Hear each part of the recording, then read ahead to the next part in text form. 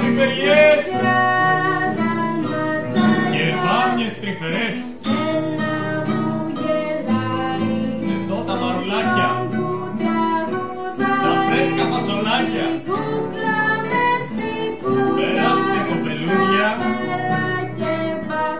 να πάρετε λουλούδια.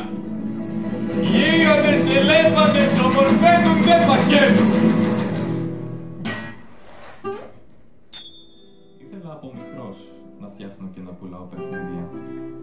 Όμως ο πατέρας μου ήθελε ένα καιρό να μίσω τη φάρμα του. Και τώρα το μόνο που μπορώ να κάνω είναι να μεγαλώνω λαχανικά. Μα μπορώ να σε μάθω να φτιάχνεις παιχνίδια. Παιχνίδια.